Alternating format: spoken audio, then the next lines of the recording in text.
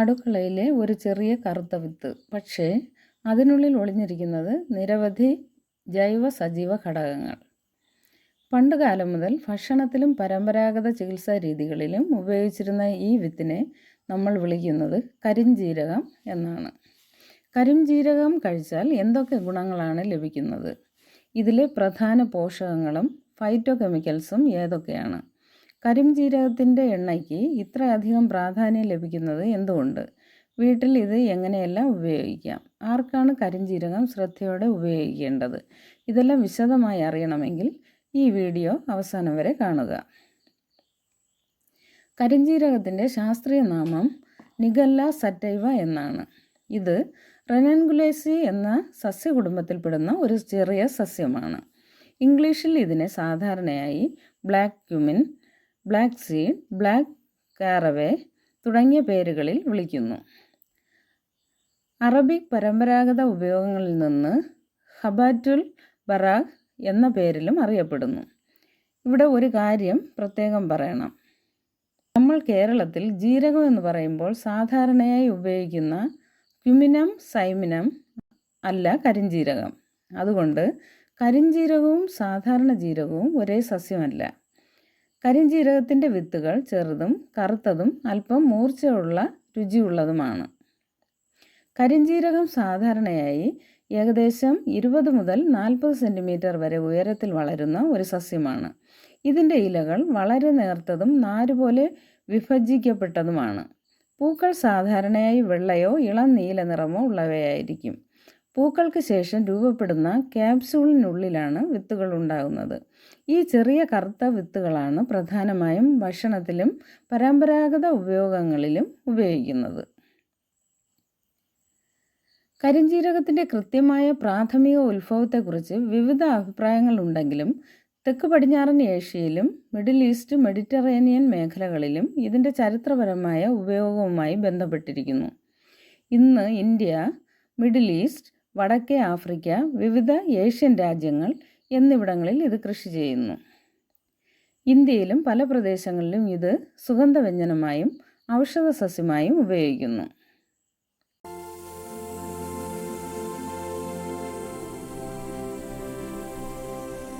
ഇനി നമുക്ക് ഏറ്റവും പ്രധാനപ്പെട്ട ഭാഗത്തേക്ക് വരാം. കരിഞ്ജീരകത്തിൻ്റെ പോഷകമൂല്യം. കരിഞ്ജീരക വിത്തുകളിൽ പ്രധാനമായും കാണപ്പെടുന്ന ഘടകങ്ങൾ കൊഴുപ്പ്, പ്രോട്ടീൻ, ഡയറ്ററി ഫൈബർ, കാർബോഹൈഡ്രേറ്റ്, വിവിധ മിനറൽസ്, ചെറിയ അളവിൽ vitamins, essential fatty acids, volatile oils, phenolic compounds, phytosterols, മറ്റ് ബയോ ആക്റ്റീവ് കോമ്പൗണ്ട്സ്. എന്നാൽ കരിഞ്ജീരകത്തെ പ്രത്യേകമാക്കുന്നത് കലോറീസ് അല്ലെങ്കിൽ പ്രോട്ടീൻ മാത്രം അല്ല, അതിൻ്റെ ഫൈറ്റോകെമിക്കൽ പ്രൊഫൈലാണ് കൂടുതൽ ശ്രദ്ധേയമായത്.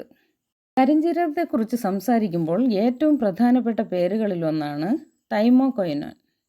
ഇത് കരിഞ്ജീരകത്തിൻ്റെ വോളറ്റൈൽ ഓയിൽ കാണപ്പെടുന്ന പ്രധാന ബയോ ആക്റ്റീവ് കോമ്പൗണ്ടാണ്. കരിഞ്ജീരകത്തിൻ്റെ ആൻറ്റി ഓക്സിഡൻറ്റ്, ആൻറ്റി ഇൻഫ്ലമേറ്ററി തുടങ്ങിയ പ്രവർത്തനങ്ങളെക്കുറിച്ച് ശാസ്ത്രീയ പഠനങ്ങളിൽ ഏറ്റവും കൂടുതൽ ചർച്ച ചെയ്യപ്പെട്ട ഘടകങ്ങളിലൊന്നാണ് തൈമോകൊയ്നോൻ. അതോടൊപ്പം തൈമോഹൈഡ്രോകൊനൈൻ, തൈമോൾ, കാർവക്രോൾ തുടങ്ങിയ വോളറ്റൈൽ കോമ്പൗണ്ട്സും കാണപ്പെടുന്നു.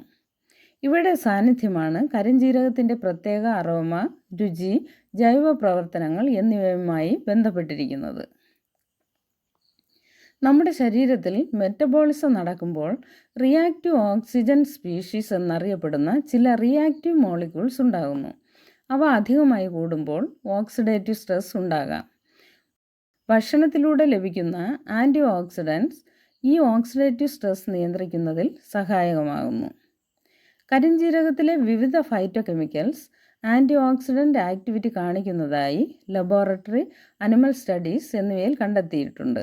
അതുകൊണ്ട് ആൻറ്റി ഓക്സിഡൻറ്റ് റിച്ച് ഡയറ്ററി പാറ്റേണിൻ്റെ ഭാഗമായി കരിഞ്ജീരകം ചെറിയ അളവിൽ ഉൾപ്പെടുത്തുന്നത് പ്രയോജനകരമാണ്. ശരീരത്തിലെ ഇൻഫ്ലമേഷൻ സ്വാഭാവികമായ ഒരു പ്രതിരോധ പ്രക്രിയയാണ്. പക്ഷേ ദീർഘകാലം തുടരുന്ന ക്രോണിക് ഇൻഫ്ലമേഷൻ പല ആരോഗ്യ പ്രശ്നങ്ങളുമായും ബന്ധപ്പെട്ടിരിക്കുന്നു.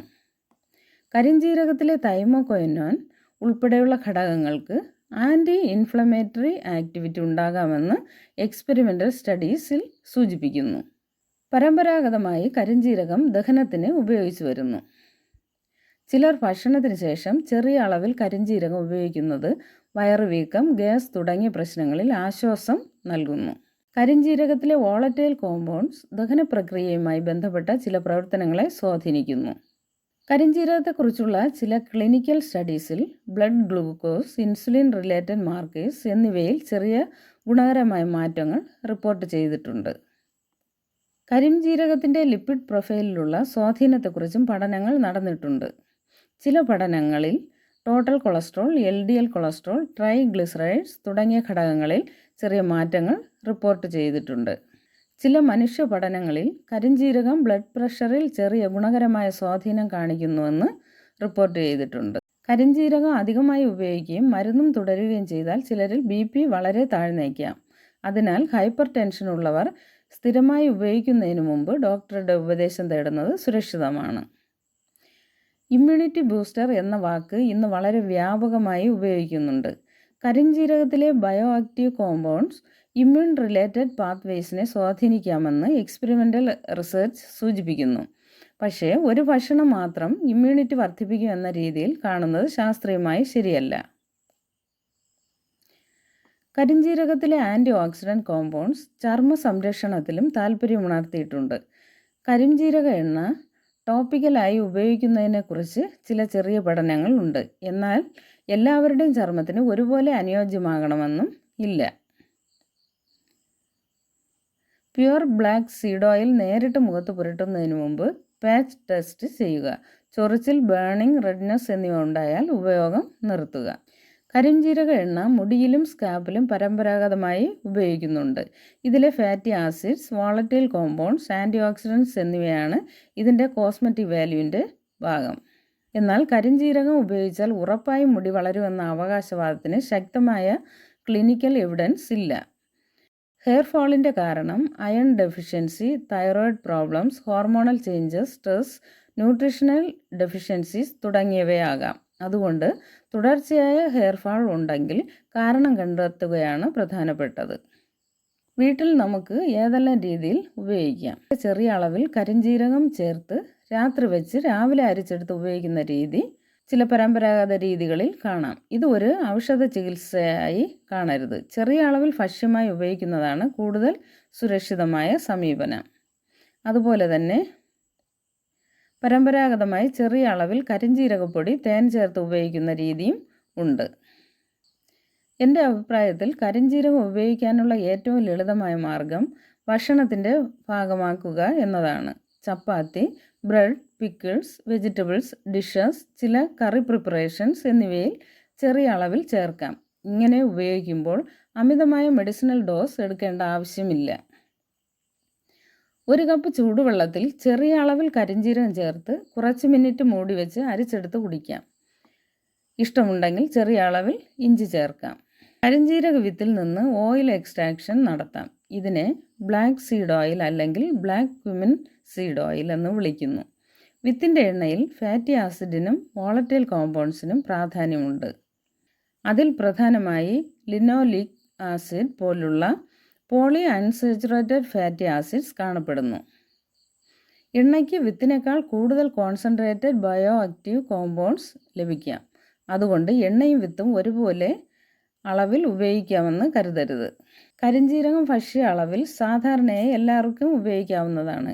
എന്നാൽ ഉയർന്ന അളവിലുള്ള സപ്ലിമെൻറ്റ്സ് അല്ലെങ്കിൽ ഓയിൽ ഉപയോഗിക്കുമ്പോൾ ശ്രദ്ധ വേണം. പ്രത്യേകിച്ച് ഡയബറ്റീസ് മരുന്ന് കഴിക്കുന്നവർ, BP മരുന്ന് കഴിക്കുന്നവർ, ബ്ലഡ് തിന്നിങ് മെഡിസിൻസ് ഉപയോഗിക്കുന്നവർ, ഗർഭിണികൾ, ബ്രസ്റ്റ് ഫീഡിംഗ് ചെയ്യുന്നവർ, സർജറി അടുത്തിരിക്കുന്നവർ, ക്രോണിക് ഡിസീസ് ഉള്ളവർ ഡോക്ടറോട് ചോദിച്ച ശേഷം മാത്രമേ മെഡിസിനൽ എമൗണ്ട്സ് ഉപയോഗിക്കാവൂ.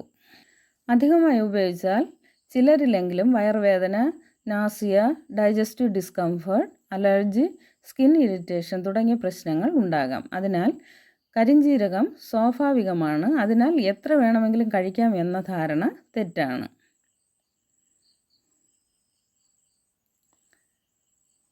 കരിഞ്ജീരകവും സാധാരണ ജീരകവും തമ്മിലുള്ള വ്യത്യാസം. ഇത് പലർക്കും കൺഫ്യൂഷൻ ഉണ്ടാക്കുന്ന കാര്യമാണ്. സാധാരണ ജീരകം ക്യുമിനം സൈമിനം എന്നും കരിഞ്ജീരകം നിഗല്ല സറ്റൈവ. ഇവ രണ്ടും വ്യത്യസ്ത സസ്യങ്ങളാണ്.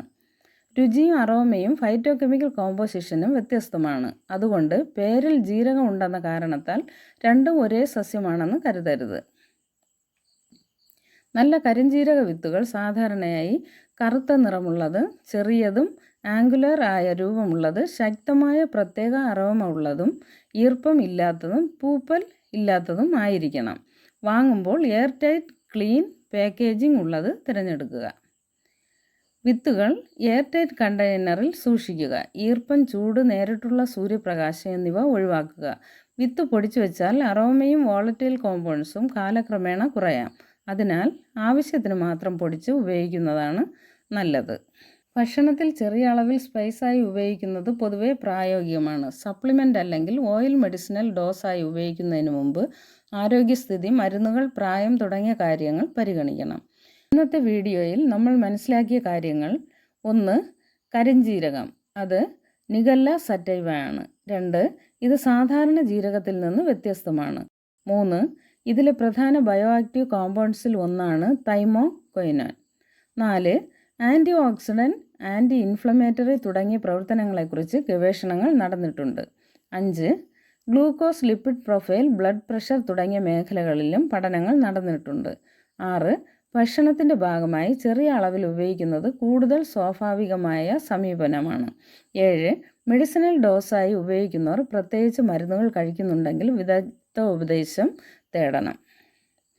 ഒരു ചെറിയ കറുത്ത വിത്ത് നമ്മുടെ അടുക്കളയിൽ വളരെ സാധാരണമായി കാണുന്ന കരിഞ്ജീരകം, പക്ഷേ അതിനുള്ളിൽ അടങ്ങിയിരിക്കുന്ന ഫൈറ്റോകെമിക്കൽസ് ശാസ്ത്രലോകത്തും ഇന്നും ഗവേഷണ വിഷയമാണ്. കരിഞ്ജീരകത്തിൻ്റെ യഥാർത്ഥ ശക്തി അതിനെ ഒരു അത്ഭുത മരുന്നായി കാണുന്നതിലല്ല, ശരിയായ അളവിൽ ശരിയായ രീതിയിൽ ആരോഗ്യകരമായ ഭക്ഷണത്തിൻ്റെ ഭാഗമായി ഉപയോഗിക്കുന്നതിലാണ്. പ്രകൃതിയിലെ ഓരോ സസ്യത്തിനും അതിൻ്റേതായ പ്രത്യേകതയുണ്ട്. അത് മനസ്സിലാക്കി ഉപയോഗിക്കുമ്പോഴാണ് പ്രകൃതിയുടെ ഗുണം നമുക്ക് ശരിക്കും പ്രയോജനപ്പെടുന്നത്.